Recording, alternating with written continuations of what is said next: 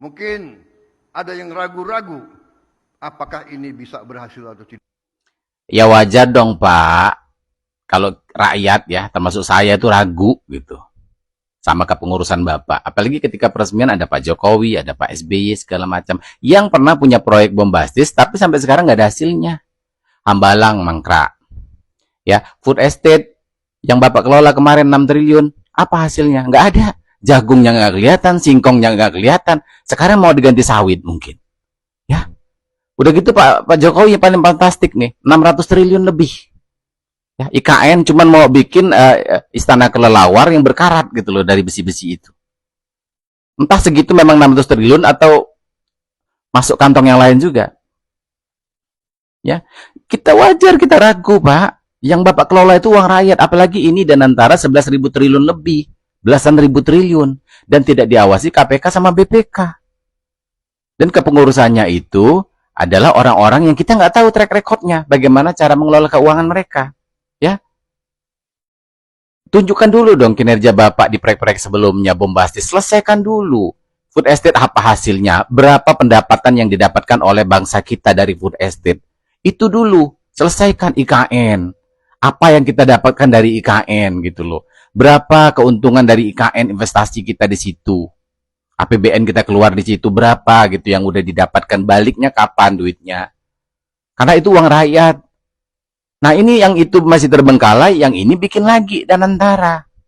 Yang dikelola sama orang-orang gendut ini, yang melaporkan uangnya ratusan miliar. Tapi kan kita nggak tahu beneran ratusan miliar atau ada lagi di belakang rekening-rekening lain triliunan. Ya, kita nggak tahu gitu loh. Karena mereka ini nggak bisa diawasi nantinya. Daripada yang beginian Pak, daripada proyek-proyek Bapak yang bombastis kemarin, proyek Pak Jokowi yang juga bombastis kemarin, kenapa nggak bikin pabrik mobil? Itu loh mahasiswa ITB menang penghargaan, bikin mobil bahan bakar hidrogen di Qatar atau di Dubai kemarin.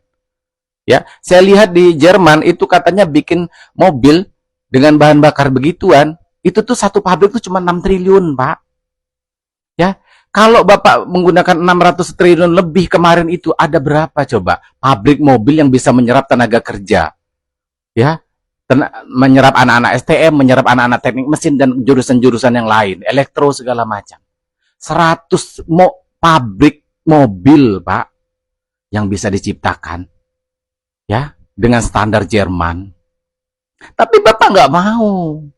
Bapak pengen uang rakyat ini dikelola sama Bapak dan kroni-kroni Bapak sendiri yang ujungnya masuk ke rekening keluarga atau oligarki-oligarki, pejabat-pejabat yang udah kerjasama, ya, dan aparat-aparat pemerintah yang lain. Nggak mau kalau rakyatnya itu bekerja di pabrik mobil dan kita ini punya mobil yang bagus, gitu loh. Jangan ada alasan lagi nggak lolos uji emisi ya. Bahan bakar hidrogen itu tuh emisinya bersih banget ya. Ya, yang keluar itu air murni. Ya. Air destilasi gitu loh. H2O murni. Enggak usah pakai alasan. Ya. Terus proyek Bapak Food Estate itu kalau dibikinin pabrik industri apa gitu. Berapa banyak yang diserap anak-anak SMK segala macam yang baru lulus. Itu Pak yang dipikirkan. Uang rakyat itu investasi itu kembali ke rakyat harusnya. Ya, rakyat yang harus bekerja di situ gitu. Rakyat yang harus menikmati investasi, bukan dikelola sama 3 orang gendut ini. Ya, yang kita nggak tahu juga karena nggak bisa diawasi oleh KPK sama BPK. Please lah gitu loh, bantulah gitu loh anak-anak yang baru lulus itu loh. Yang mereka baru lulus SMA, SMK, mereka nggak bisa ngelanjutin kuliah karena kuliah Bapak bikin mahal.